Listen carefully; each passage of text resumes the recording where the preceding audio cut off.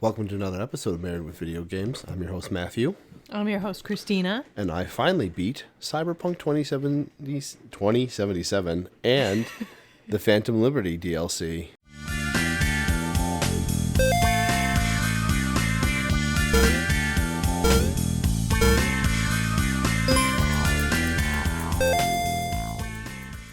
Woo! We did it. Oh my gosh. It took 5 years, but we did it. It's 5 done. years, 3 separate main playthroughs, including a deleted one because of all the glitches.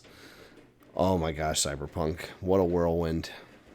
Yeah, you played the crap out of this time, though. I had the time to do it. You did. You had a lot of early mornings And with the baby sleeping. And they had the setup so I could show you the main missions and then just do all the side content. There's a lot of side content. Yeah. I think I came into it farther into the story than we were in the second playthrough. I watched Jackie die a lot. Jackie dies a lot. Yeah. There's no actual happy ending, really, No, to that game. Even the quote-unquote ending where he lives is not a good ending either. Yes. It's kind of wild. It's a very depressing game. Uh-huh. But enjoyable. Yeah, nonetheless. We got there, folks. All right, you ready? Yes, synopsis. You play as V, an edge runner in Night City. After a botched heist, you are stuck with an advanced relic in your head called Soul Killer. It's slowly killing V by erasing him and putting in him or her actually, and putting an engram of a dead rock star and terrorist named Johnny Silverhand in its place. With the clock ticking, V is willing to do whatever it takes to get the shard out of his skull and save his life. That's true. Yeah, your first 2 playthroughs you were a girl, and then this one you were a dude. Yes, it's the only male playthrough. That was so I could romance Pan Am. You just wanted to romance Pan Am. That's literally the only reason. Okay. Yeah, there is one of the rock stars from Johnny Silverhand's old band is a romanceable character. Mm-hmm. And he's gay, so you have to be a dude for him. Okay. And then there's Pan Am. Judy. Judy is female. Yep. And then I think there's someone that doesn't care what you are that you can romance too, but I don't think I encountered them. The game is really big. The game is quite large. Yeah. Yeah, Cyberpunk came out in 2077 came out in December 20th of 2020, which is funny because the tabletop game it's based off was Cyberpunk 2020. That's fantastic. Its DLC Phantom Liberty came out September 26th of 2023. It's currently out on all major platforms, including the Switch 2. I played on PS5. Jack in some reviews here. Yes. So, I did reviews for the DLC, because that's mostly what we focused on in this playthrough when we sat. They finally came out with a 2.0 of this game after the DLC came out. Yes. And then they have, it's like 2.6 or 7 now. Okay. I don't know if they're going to do any more, but they did bring it up to like 2.7. Well, they're doing that giant DLC for The Witcher 3 and then also The Witcher 4, so... They might do another one for Cyberpunk just to set up Cyberpunk 2. Cyberpunk 2078. It's just a year It's after. just a year after. Jeez, oh Pete. Okay, yeah, let's do this. All right, Okay, ready. so Phantom Liberty, Metacritic for the DLC, 89 from critics, 8.9 from users. Okay. Yep, it's very, very even. Yep. So GameSpot, positive. Also, sorry, the dishwasher is going, as it is If you can hear it. pretty much every time we do a podcast. I mean, we're in the kitchen, so that's where it's going to be. I think last time it was the washer, so... Whenever we move, we'll have our little game room and we'll do it in there. We could do this in my office. We just have to set up a table. Yeah, that's But- a lot of work. Exactly. Yeah. All right. GameSpot, positive. Phantom Liberty showcases the full potential of Cyberpunk 2077 with a new captivating story about the faults of loyalty, reckoning with your past and its consequences, and self-preservation in a tech-fueled dystopia. These are familiar themes for sure, but Phantom Liberty is intimate, raw, and earnest, all told through the lens of a strong cast of characters elevated by poignant writing and delivered through sharp performances. It's able to execute on these narrative ambitions because, more often than not, the missions that drive the plot feature top-tier action set pieces that let the revamped RPG mechanics sing, then break the pace with a variety of tense and well-crafted non-combat scenarios, which gives the experience a constant and steady momentum. Okay, yeah, yep. There was that one sneaky mission where you were trying to get into the party that was very high stakes. That was pretty cool. Yeah. I messed up and had to just killed everybody. Yes, you did. It was fun to watch, though. It was very, like, high action movie kind of thing. I could see that in, like, a Mission Impossible. Yeah. It probably has been in a Mission Impossible. I've just only seen the first one. Sniper rifle off the thing and was just pow, pow, pow, pow, pow, pow. Yeah, you had to cover Idris Elba while he snuck through. Oh, yeah. He's lots of fun. He was pretty cool. Well done, Idris Elba. Okay, there are not many negative reviews for it, but I found Prima Games negative.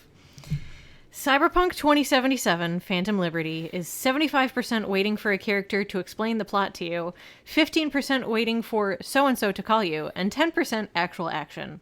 Of course, if you're a player who enjoys a lot of plot, this is ideal. However, the forced waiting between missions is very clearly just a way to drag the game out and encourage players to delve into some of the samey, go here and shoot / grab this side missions.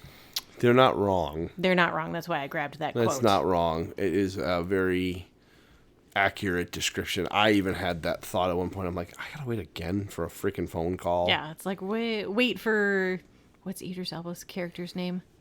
Something Idris Elba. I don't remember. I'm gonna be honest with you. Reed, yeah. Yeah. Songbird, Reed, Alex were the three, and then President Myers Yes. were the characters introduced there. Yeah. Yeah, the DLC. We'll kind of go, I guess we can kind of dive into both, but I do agree with that synopsis. That's not unfair. There is a lot of exposition, but I also feel like when you have someone like Idris Elba, you kind of have to have a lot of exposition, and he has a very nice voice to give you all of that backstory. Yeah. Yeah, it's Sir Idris Elba now. Is he knighted? Yeah, he was knighted. Oh, nice. Good for him. Yeah, kudos Idris Elba. Yeah. Fantastic. Yeah. So it's first-person action RPG where you can hack, shoot, throw knives, and punch people to death in a dystopian future. There's a level-up skill tree that allows you to build out your character along with meaningful narrative choices. Yeah, you were more hacking in this playthrough. Hacking, yeah, stealth hacking, and I used a sniper rifle. You did, and the playthrough before that we petered out on, you were all hand-to-hand combat, but you were like One Punch Man. Yeah, literally charge up, punch, and they'd go flying or explode. It was really kind of cool, but like when you went into the middle of a gunfight, it was a little terrifying because you were just felt like you were getting your butt kicked, but then you'd punch them to death. So well, the thing with that build is whenever you kill someone, you heal. Yes. So it's like you're getting hit, all of a sudden they explode, and you're back at full health again. So that's all I would do. I did not enjoy watching that, but it was fun. Yes. All the builds, actually everything they do in the game, if you have a fun like a play style, they have swords or bats and axes or chainsaw, like hand chainsaws. There's so many different weapons you can snipe. Weapons. There's tech weapons, there's smart weapons, which means that bullets will track people. There's a lot of cool. They really built out a robust combat system for the game. I was playing it on normal. There's different difficulties you can go through. But let's talk about what took me 5 years to play through this. Why did this take you 5 years, Matthew? I got it when it came out in 2020, and the game was broken. It was awful. So my main glitch that I had was there's an elevator right in the beginning after you do your initial thing where you're going to do your first heist with Jackie. With Jackie, yep. Or your first mission with him. He would clip through the closed elevator door, and it would never open. Yep, and you could never follow him into the elevator. I couldn't follow him into there, so I'd have to reset. That was just one of the thousands. There were so many. It was the so game bad. Crashed regularly on my PlayStation 5 that I have. State of the art at that point in time. You couldn't get it any newer. Any better. And like the glitches people posting online, this game was just absolutely roasted into the ground. And it really hurt CD Projekt Red's reputation for a Street while. cred. They rushed the game out to get it into that 2020 rush of like people have been waiting for it for a long time, but they also wanted to get in because everybody was home. COVID, And yep. COVID, they wanted that COVID money. But it backfired in a bad way. It really did.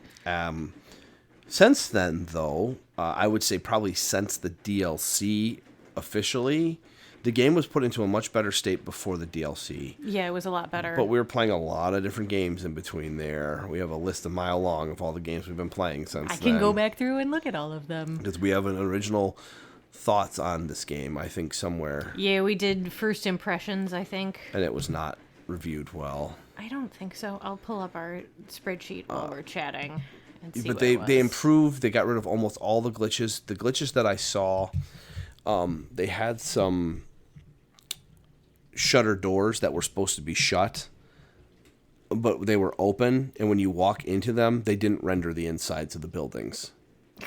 So you're looking at pre-rendered, because you weren't supposed to get in there. There was just no Right. assets built. So you just walk in there and there's like blurry smudge. And every once in a while, either someone that was following me or an NPC would be halfway in the ground. Yeah. So you just see their torso walking in, but they would step out of the glitch after a while. Did we give it a rating? We gave it a 5. That was generous. Probably. But the DLC and the game is graphically gorgeous. It's stunning. It's beautiful. I will download it when I get my PC I would like to see it then. and turn it all the way up for you, like ray tracing, the whole kit and caboodle of the everything that you can see. It's beautiful. As fancy as you can make it. Yeah, it'll be beautiful. It's really pretty. The frames are going to be kind of jacked because I didn't buy the most expensive graphic card on the market. How dare you? Yeah, I wasn't spending $2,000 alone on a How graphics card, and it's dare you. realistically like $4,000 if you can find one. And that's more. That's probably the same amount as I spent on my PC. Everything. Was one graphics card. Yeah, maybe Your point? Maybe when you're a best-selling author, I'll get that. For being your supporting husband, your supporting loving husband. Yes, that's We'll what build you a PC with Oh the my beta graphics card. Listen, in you it. already just gave me your gaming laptop, so It's nice. It's got a 4090 in it. It's a pretty sweet one. It is pretty he's just good. excited he can make me my own Steam account Uh-huh. and make me play games. things. Yeah. He's very excited. Oh, I'm so excited. Wifey Games. The podcast. The podcast that can be our little spin-off podcast. 'cause Tom we Winters don't... has to come up and judge what you're playing. Oh gosh, I still got that one Snapchat I took of that ridiculous game we played down at their house where like the things were coming out while was you doing were pretty racing. well. You were. That was a fun one. Man, I'm an OG gamer, so Yeah, that's the crap we used to play when we were little because there was nothing else. the gaming glitches that they have in here are minuscule and not game breaking anymore, at least from what I could see.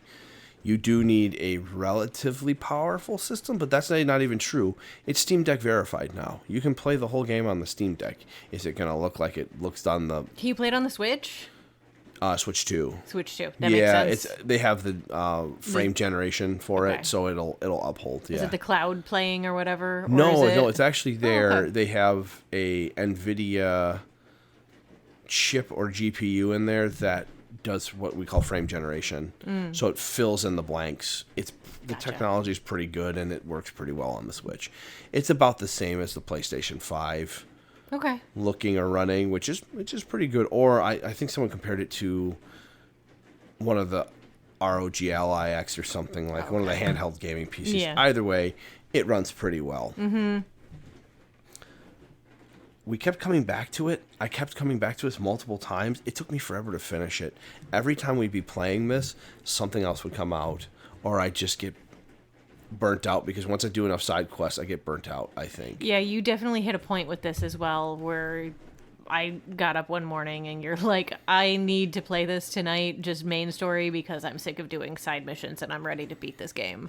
Because you were pretty close to the end. Yeah, and so I wanted you to be around for me to finish it so we could do the podcast. Yes. And I would still get up in the morning and do some light side mission of stuff that I still wanted to see But you didn't miss a ton.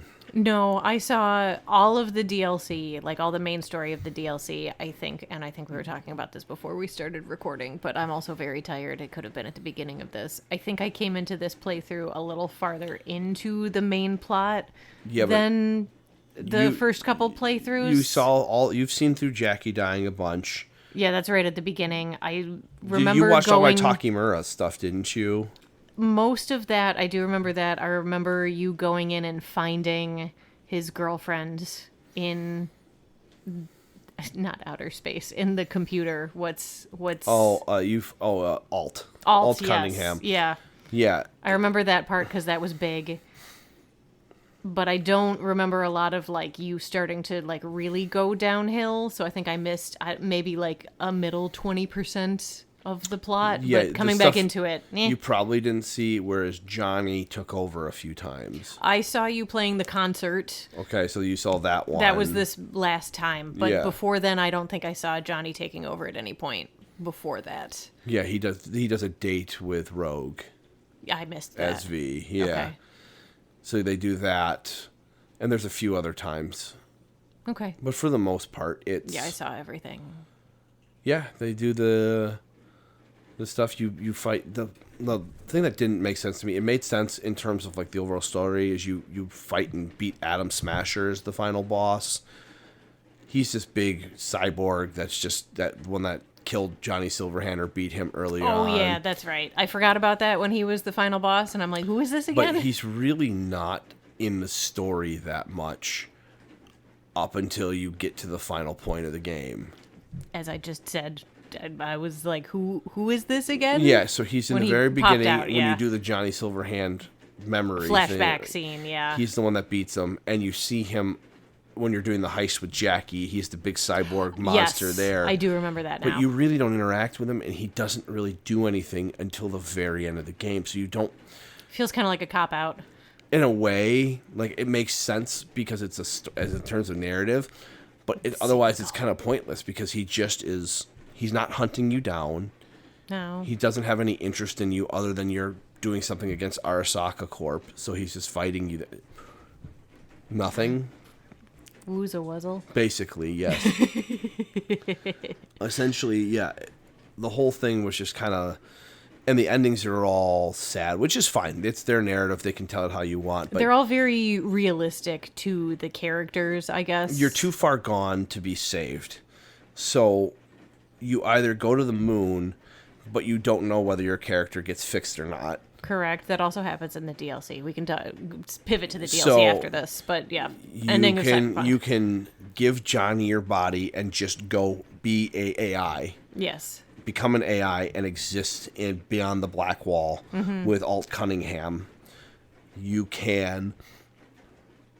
But then Johnny lives in your body, but your body's still there, and it accepts it as Johnny. Or you go back and you have 6 months. Basically, she removes the engram, but you only have you have 6 months to live, and you're trying to fight and find hope at that point.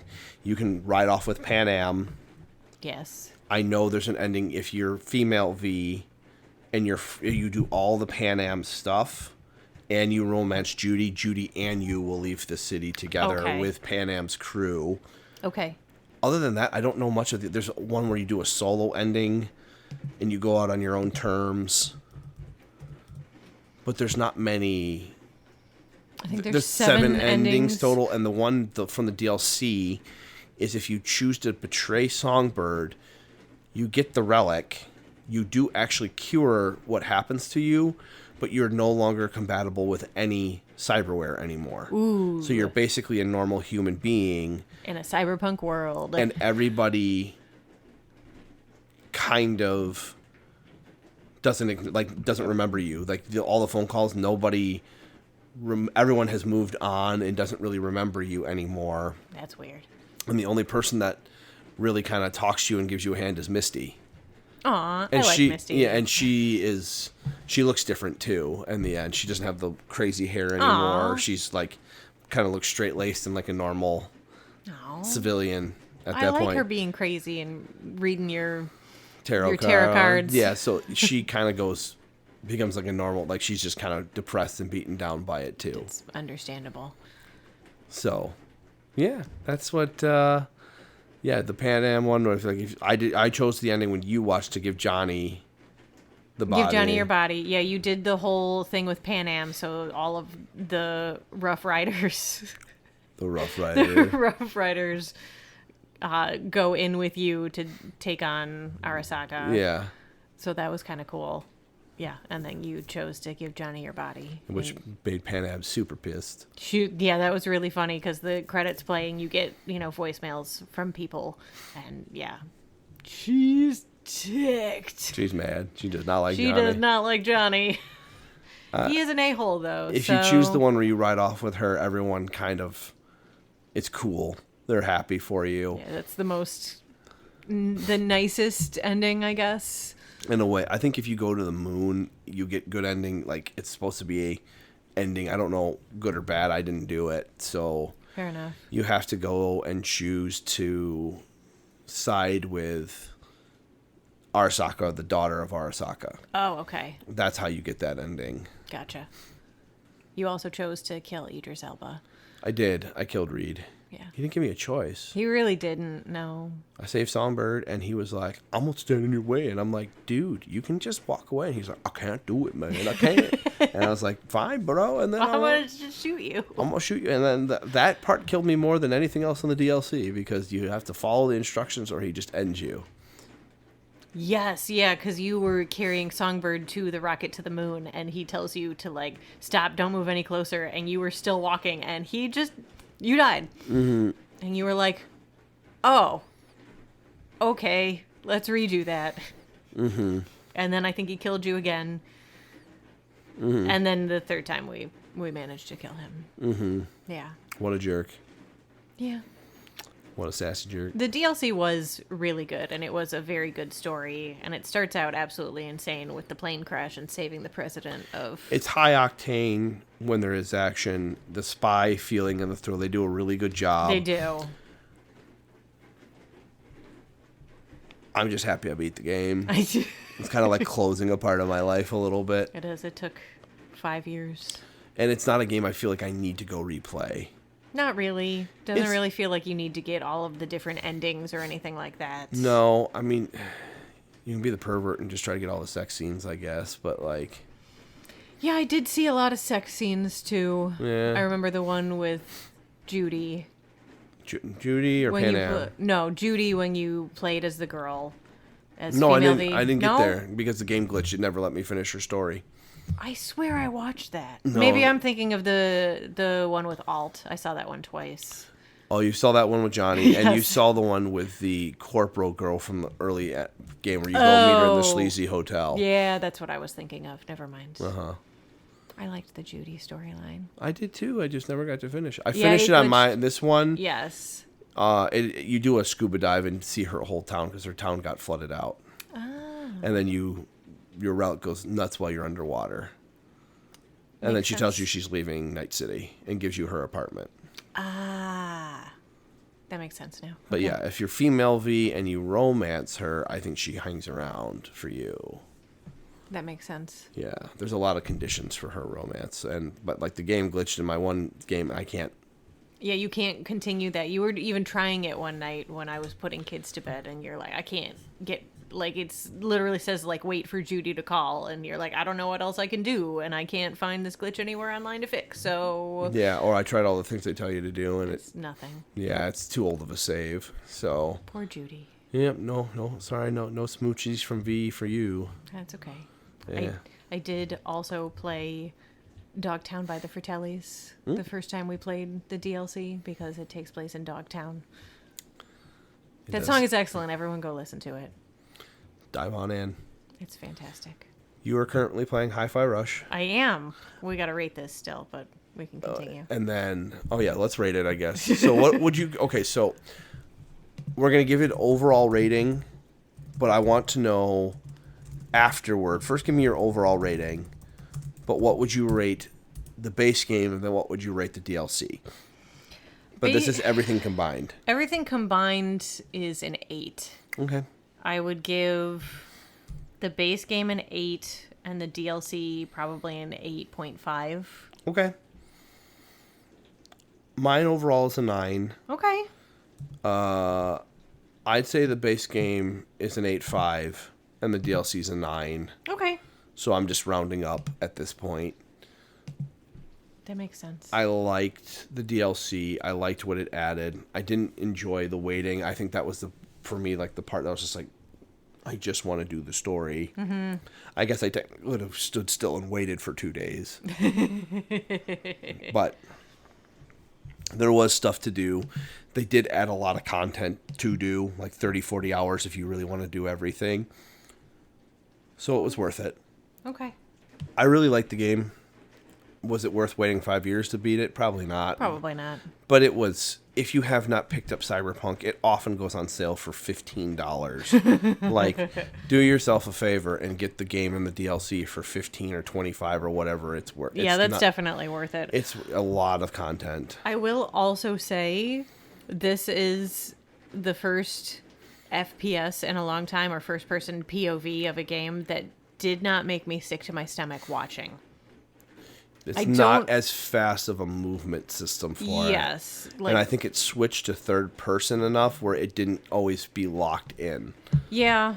The driving was still terrible. Driving was terrible, but I think I was also doing a lot of hacking, so it was stopping a lot. That's true. You did do a lot of hacking, like unlocking things with the codes and then also clicking on bad guys and hacking them. So there was a lot of pausing. I think it just broke up a lot of what you get queasy from first person. I do. So it's a great game. They really did an awesome job at the end. They recovered. I really hope that they don't release a game in this state again. I don't think they will.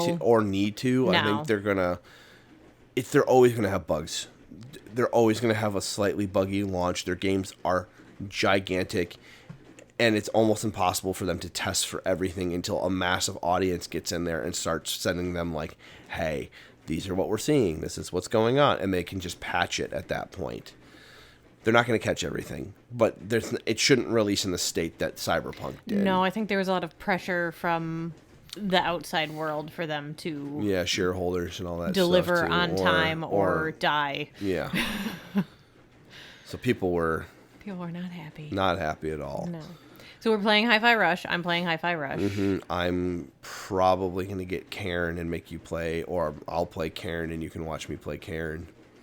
What is that? That's the mountain climbing game. Oh, gotcha. It's getting really good reviews. Okay. Like 9s and 10s. All right. And it looks intense. And it looks like something that I'm going to just be like, if you're playing, I'll be like,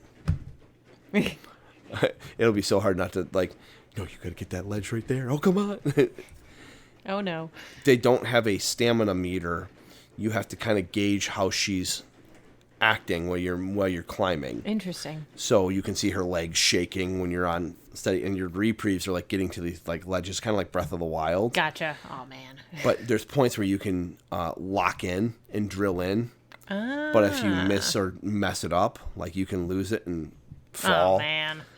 And apparently there's like a really decent story built into it, and people call you and you'll encounter other people that are climbing like this mountain, and it seems pretty cool. Okay. So it's on the I'll show you the trailer afterward. I'll pull it up if this computer will let me. There's a giant trailer for Crimson Desert if you guys are interested in open world action RPGs.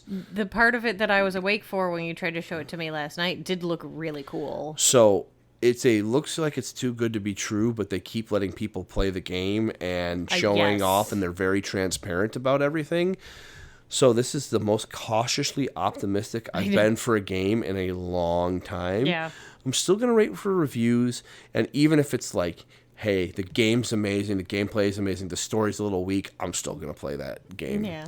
Because a lot of people are saying they're hoping it's Breath of the Wild exploration that sells the game. I can see that. And the parts that you didn't catch are some of that Breath of the Wild exploration that you see in there. I saw him falling out of the sky exactly like Link. Oh, no, but he falls like, kind of like Breath of the Wild when you find that cave with items in it and stuff like that. I'll show you the rest of the trailer at some point because like I will fall asleep during there's bookshelves that you can slide open and there's hidden passages. Excellent. There's like ancient ruins that you'll stumble upon, and like, I love it. oh my god, it looks so good. I'm so excited for this game, and I'm really hoping it does well. I hope I'll so, be too. so sad if it doesn't. Requiem comes out next month. That's going to be me screaming and crying and running and hiding a lot. Uh-huh. I'll be playing it on easy so I can beat it, though. So Yeah, you usually play Resident Evils a couple times. I do easy, and then I increase the difficulty. They say it's not two separate characters. It's two separate characters, but they're in the same playthrough. Oh, okay. So you don't have to play the game as a separate one. It splits it apart. Was that 6 or 7? 7 was one character the whole way through. What was 8 was one character the whole way through. What was the one in the swamp? 7. 7? Yeah, I remember that one. They had a DLC where you played as Chris Redfield. Okay. Early Resident Evils 2 and 3, you played as different characters. Okay. That's not true. 3, you just played as, not Claire. Why can't I think of her name? Not Claire Redfield. She's in, I'm going to try to open up Firefox, but I don't she's know in how 2. fast. Claire Redfield and Leon Kennedy are in 2. It's Chris Redfield and what's her name from Resident Evil 3 and 1? Jill Valentine. Right. As soon as you said it, I'm like, it's Jill. I know it. In those games, you play as one through their side. And then I remember that from... You can play the other one, and it's different. It's similar story events, but you play, like, you go to different areas and different times. Okay. And you see different things. Okay. It's good. It was pretty cool. So this one lets you do both in one playthrough, though. That's kind of nice. I'm So actually they don't really excited. force you to play and it when you're twice. encountering each other in different points, I think it might switch off at those points in times. Oh, okay. That'd And be cool. the sequences are different. So Leon is going to be the action oriented, and the other character, I don't know her name, I don't remember. I don't know. She is more of the old style horror and like trying to horror survival. Okay. And he's more like action horror. Roundhouse kicks. Yeah, he does the roundhouse kicks, all I and want. he parries with a knife, a chainsaw with a knife kind of deal. There were lots of fan service thirst traps after they revealed old man Leon Kennedy on my TikTok. Oh, all the girls are Yes. swooning. Yes. You That Capcom was literally putting them out on their TikTok, and everybody was just like, thank you, Capcom. We needed this in our lives. They're playing into it. They are. So we got stuff coming up We on the do. horizon, and we're going to play through. And this is episode 99, folks, Yeah, episode 100 will probably be Hi-Fi Rush. which is a little goofy, It's very goofy. but it's a good game. so far, yeah. It's I'm enjoyable. coming up to the first boss. I'm enjoying watching you play it. We'll play it tomorrow. It's been a couple days off. Yeah, and it's getting late, so It is. It's almost 9 p.m. we go to bed early, folks. I have to get up at 4:30, and we're just tired old people. You are also, you sound sick right now because you need to cough. Do you need to cough? Do I need No, to I'm pause? actually good right Okay. now. I'm at the tail end of something. I don't know what it is, but Yes. So we're at Gaming Marriage on Twitter. gamingmarriage@gmail.com. If you have something you want us to play, watch, learn, That was a listen, hiccup. everything, yep. I'm just a hot mess, everybody. You are. But I still having fun. This is our first one of the new year, and we're hopefully going to do a lot more. Fingers crossed. All right, bye. Bye.